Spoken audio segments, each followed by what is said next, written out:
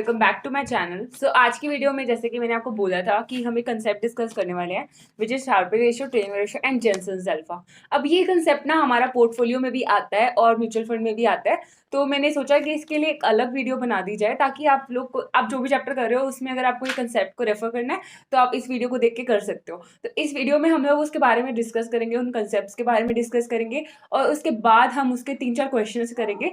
Questions अभी मैं mutual fund से कराऊंगी, बट लेकिन ये कंसेप्ट्स के बेसिस पे आप पोर्टफोलियो के क्वेश्चंस भी सॉल्व कर सकते हो। जो मैंने क्वेश्चन पिक किया है आप लोग को इसकी अंडरस्टैंडिंग देने के लिए, that is question number 38 from PM. वो मैंने आपको यहाँ पे दिया हुआ है, आप अपनी बुक में इसको मार्क कर सकते हैं। सो इस क्वेश्चन में हमको क्या दिया है कि 5 portfolios experience the following result in a 7-year period. तो इसमें पोर्टफोलियो दिया हुआ है, एवरेज रिटर्न दी हुई है, स्टैंडर्ड डेविएशन दी हुई है और कोरिलेशन दिया हुआ है विद मार्केट रिटर्न्स। ठीक है, मतलब आर दिया हुआ है हमको। उसके बाद हम क्या दिया हुआ है, market risk, market rate of return और रिस्क फ्री रेट, ये हमको दिया हुआ है। तो हमको इसको रैंकिंग करनी है कि विच पोर्टफोलियो इज द बेस्ट। तो इसमें हम एक कंसेप्ट देखेंगे कि कौन सी रेशो कम होने पे बेस्ट होती है, कौन सी रेशो ज्यादा होने पे बेस्ट होती है। ठीक है, तो ये हमें समझना है इसमें। तो सबसे पहले हमने क्या किया, हमने 3 आपको इजी वे में समझाने के लिए इसको ऐसे बनाया कि शार्पे रेशो निकालेंगे, ट्रेनर रेशो निकालेंगे, जेनसेंस अल्फा निकालेंगे, पांचों म्यूचुअल फंड्स का। ठीक है, तो सबसे पहले हमें ए में इन्होंने क्या क्या दिया हुआ है, तो हमें आरपी एवरेज रिटर्न दे रखी है 19 माइनस आरएफ भी दिया हुआ है 9 डिवाइड बाय स्टैंडर्ड डेविएशन, वो भी दे रखे है 2.5। ठीक है, सेम हमें यहाँ पे दिया हुआ है। तो ये पांचों का हमें ये शार्पे रेशो तो आराम से हमारी निकल सकती है, राइट। तो वो मैं यहाँ पे लिख देती हूँ,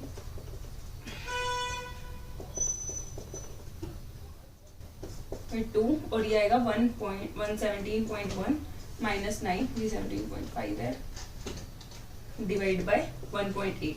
तो ये मैंने कैलकुलेट किया तो ये मेरा आएगा 4, ये आएगा मेरा 3, ये आएगा 7.5, ये आएगा 4.25, ये कैलकुलेट कर लेना, और ये 4.5। शार्पे रेशो निकालना वाज इजी। अब यहाँ पे हमारे पास आरपी है, आरएफ है, बीटा हमको नहीं दिया हुआ है, राइट। तो बीटा कैसे निकालते हैं। अब बीटा का मतलब मैंने आपको बताया कि वो क्या होता है, सिस्टमैटिक रिस्क का मेजर होता है। उसको निकालने का जो फॉर्मूला होता है ना हमारे पास, वो होता है standard deviation of the portfolio divide by standard deviation of the market. ठीक है, वो दोनों चीजें हमको दी हुई है यहाँ पे, तो हम लोग यहाँ पे बीटा निकालेंगे। तो ए का बीटा आपको निकाल के दिखा देती हूँ। 2.5 हमको दी हुई है standard deviation of the portfolio. ठीक है, उसके बाद हमें standard deviation of the market कितनी दी हुई है, that is market risk is 1.2। ठीक है, तो ये मेरे पास आ गया। इसको मैंने मल्टीप्लाई करना है आर से, R is the market correlation. ठीक है, उसको मल्टीप्लाई कर देंगे आर से 0.840, वो भी हमको दिया हुआ है। तो ये मेरे पास बीटा आ जाएगा। तो ऐसे ही हमने पांचों का बीटा निकाल लेना है। तो बीटा की वैल्यू मेरे पास जो आएगी दैट विल बी 1.75, बी की वैल्यू क्या आएगी 0.9। मैं वीडियो को बहुत ज्यादा लंबा नहीं करना चाहती हूँ और मुझे पता है कि आप लोग क्वेश्चन अपने हाथ से करोगे, इसलिए सिर्फ कंसेप्ट आपको समझा रही हूँ। सी आएगा आपका 0.65, डी आएगा 1.25 और ई आएगा 0.90। तो ये मेरी बीटा की वैल्यू आ गई। तो अब मैं ट्रेनर रेशो निकाल सकती हूँ, आराम से निकल जाएगी ना। बीटा आ गया, आरपी माइनस आरएफ तो हमने ऑलरेडी निकाल लिया था। तो अब मेरे को क्या करना है, RP minus RF divide by beta, RP minus RF divide by beta of B, RP minus RF divide by beta of C, RP minus RF divide by beta of D, RP minus RF divide by beta of E. तो मैंने ये solve कर लिया। तो मेरी trainer ratio आएगी 5.71, 6.67, ये आएगी 9.23, ये आएगी 6.80 और ये आएगी 9.00। ठीक है, ट्रेनर रेशो हमने निकाल दी। अरे अगर रैंकिंग करनी है तो पहले उसकी वैल्यू तो निकालनी पड़ेगी ना। तो मैंने ये सिंपली निकल चुकी है मेरी 2 ratios I have. Now I want to know what is Jensen's alpha. अब देखते हैं हमारे पास क्या क्या अवेलेबल है इसके लिए। तो मेरे पास अवेलेबल है आरपी दिया हुआ है मुझे, आरएफ मेरे पास है, आरएम मेरे पास है, रिटर्न ऑफ मार्केट मेरे को दी हुई है। उसके अलावा मुझे क्या चाहिए, आरएफ, फिर यहाँ पे बीटा मैंने कैलकुलेट कर लिया है यहाँ पे। ठीक है, तो सेम फॉर्मूला मैं यहाँ पे अप्लाई करूंगी।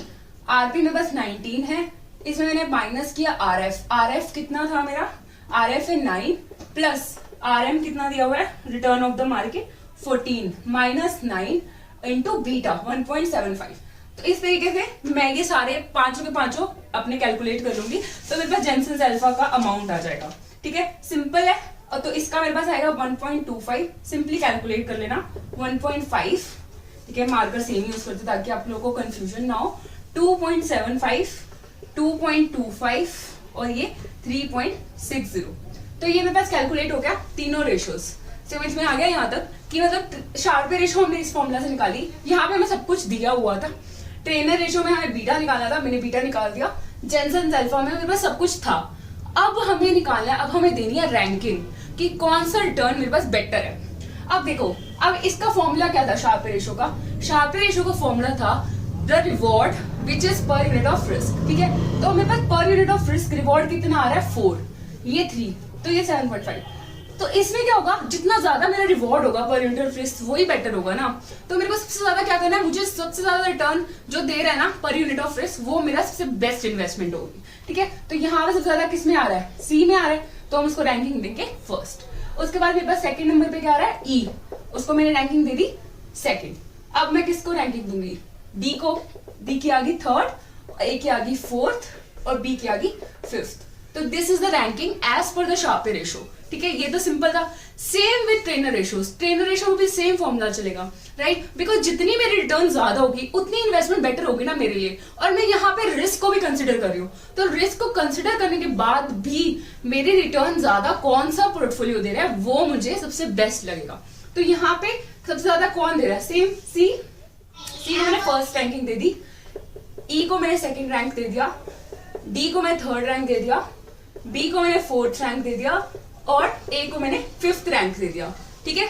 अब जेनसेन अल्फा में भी सेम ही फॉर्मूला यूज होता है कि जो भी मेरा बेस्ट, जो भी मेरा सबसे हाईएस्ट होगा वो सबसे बेस्ट इन्वेस्टमेंट होगी मेरी, ठीक है। तो सबसे हाईएस्ट यहाँ पे मुझे क्या दिख रहा है? सबसे हाईएस्ट मेरे पास आ रहा है ई। तो जेनसेन अल्फा में थोड़ा सा चेंज हो गया सिस्टम, क्योंकि यहाँ पे ना मैं बिल्कुल ही अलग ही फॉर्मूला लेके चल रही हूँ। क्योंकि यहाँ पे मैंने अल्फा को भी कंसिडर किया, यहाँ पे मैंने सिर्फ टोटल रिस्क को कंसिडर किया, यहाँ पे सिस्टमैटिक रिस्क को कंसिडर किया, यहाँ पे मैंने अल्फा को कंसिडर किया, खाली अल्फा को, सिस्टमैटिक रिस्क को भी नहीं किया और टोटल रिस्क में सिर्फ अल्फा वाला पार्ट। तो यहाँ पे मेरा थोड़ा सा सिनेरियो इससे चेंज होगा। तो ये मेरा 3.6 मेरा फर्स्ट रहेगा, ये सेकेंड, ये third, fourth and fifth. So this is how we should give the ranking to the portfolios. That is it. Very simple question. ये आप अपने आप कर लेना एक बारी, तो ये simply आपको clear हो जाएगा। So the next question is question number 39. इसमें हमें दो रिटर्न्स, मतलब हमें दो म्यूचुअल फंड दे रखे हैं, उसको हमें एनालिसिस करना है, ठीक है। तो there are two mutual funds having close ended equity schemes, ठीक है। NAV as on 31st December 2014 of equity schemes of D is 70.71. तो NAV पहले हम डी को डिस्कस करेंगे, ठीक है। के आपके लिए होमवर्क है, खुद कर लेना, बिल्कुल सेम तरीके से होगा, ठीक है। तो अगर हम डी को कर लेंगे ना, आप के आराम से कर पाओगे। तो मैं डी को अच्छे से एक्सप्लेन कर देती हूँ ताकि आप के की जो भी वैल्यूएशन है वो आराम से कर पाओ, ठीक है। तो एनएवी हमें कितनी दी हुई है? 70.71, ठीक है। उसमें हमें क्या दिया हुआ है कि ये जो एनएवी है इसमें 99% तो मैंने इक्विटी शेयर्स खरीदे हुए हैं और 1% मैंने क्या किया है? कैश बैलेंस है मेरे पास। और जो के है उसका 62 है, उसमें से 96% इक्विटी है और कैश, बाकी सब कैश बैलेंस है। उसके अलावा हमको क्या दी हुई है? रेशियोज दी हुई है, जैसे कि शार्पर रेशियो दी हुई है डी की विच इज 2, ट्रेनर रेशियो दे रखी है विच इज 15, ठीक है। उसके बाद हमें स्टैंडर्ड डेविएशन दे रखी है विच इज 11.25 और ऐसी के की हमको दी हुई है 3.3, 15 और 5। सेम चीजें दी हुई है दोनों की, बिल्कुल सेम कंसेप्ट पे दोनों क्वेश्चंस होंगे, ठीक है। दोनों पार्ट्स होंगे इस क्वेश्चन के। There is no change in portfolios during the next month and annual average cost is ₹3 per unit, ठीक है। तो एनुअल मेरी कॉस्ट कितनी रहती है? ₹3 पर यूनिट। तो मतलब ये 70 से ₹3 का मेरे पास हर जो साल है एक ₹3 का कॉस्ट आता है।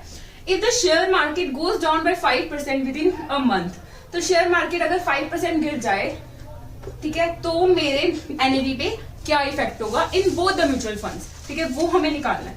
तो हमें एक्स अभी जो एनएवी दी रखी है दैट इज 70.71, इसमें 99% इक्विटी शेयर्स है जो होगा मेरा 70, 1% कैश बैलेंस है विच इज 71। ये कैसे निकालेंगे? इसका 99% और इसका 1% करके, ठीक है। ये मेरे पास आ गया। इसके बाद हमें क्या निकाल दिया हुआ है? एनुअल कॉस्ट दी हुई है। अब हमें निकालनी है मंथली कॉस्ट, क्योंकि हम मंथली के बेसिस पे चल रहे हैं ना। तो 3/12, ये मेरी आएगी मंथली कॉस्ट। ठीक है, मंथली कॉस्ट ऑफ एनएवी। ये सब चीजें ना छोटी छोटी होती हैं, लेकिन ना पेपर में क्वेश्चन पूरा गलत करा देती हैं। तो ये सब चीजों को, छोटे छोटे चीजों का ध्यान रखना कि एनुअल दिया हुआ है, मंथली दिया हुआ है, क्या करना है मुझे। ठीक है, अब मेरी इतनी कॉस्ट लगी 0.71 में से, तो मेरे पास कितना कैश बैलेंस बचा at the end of the month. At end of the month मेरे पास बचा 0.71 माइनस 0.25, मेरे पास बचा 0.46। ठीक है, अब मेरे को अगर एनएवी निकालनी है ना, तो मुझे सबसे पहले क्या देखना पड़ेगा, मुझे देखना है कि मेरी RP minus RF Sharpe ratio से मैं क्या क्या निकाल सकती हूँ। अब शार्प रेशो का फॉर्मूला मुझे पता है, RP minus RF divide by standard deviation, ये आएगा 2। RP minus RF into 2 into standard deviation 11.25, ये मेरे पास आ जाएगी 22.50। ठीक है, सेम ट्रेनर रेशो से देखते हैं हमें क्या मिलता है। RP minus RF divide by beta is equal to 15 ही है ना। तो अब ये मेरे पास आरपी माइनस आरएफ मैंने 22.50 ऊपर ही निकाला है, इंटू 15 इंटू बीटा। अब बीटा की वैल्यू क्या आ जाएगी 22.50 डिवाइड बाय 15, बीटा की वैल्यू आ गई 1.50। ठीक है, अब अगर मेरा मार्केट डिक्रीज होता है 5% से, तो पोर्टफोलियो की वैल्यू कितनी डिक्रीज होगी, मतलब मेरे इक्विटी शेयर्स हैं वो भी 5% से डिक्रीज हो जाएंगे ना। तो और बीटा मेरा कोरिलेशन है मार्केट का, उसके अकॉर्डिंग चलेगा सब कुछ। ठीक है, तो ये मेरे पास 5% बीटा के अकॉर्डिंग कितना हो जाएगा 1.50, ये आएगा 7.50%। ठीक है, इतना परसेंट चेंज आएगा मेरे इक्विटी शेयर्स में अगर 5% डिक्रीज होता मार्केट में, क्योंकि इतने चेंज से मेरा बीटा 1.5 है, तो मेरा जो पोर्टफोलियो वो इतना ज्यादा इफेक्ट होता है मार्केट से। ठीक है, तो ये मेरे पास आ गया। अब जो न्यू इक्विटी पोर्शन है वो कितना आएगा, इसमें मैंने ये चेंज करना है 7.50, 70 माइनस 7.5%, ये आ गया 64.75। कैश पोर्शन कितना बचा था मेरे पास 0.46। न्यू एनएवी जो मेरे पास आएगी दैट इज 65.21। तो that is how we have to solve this question.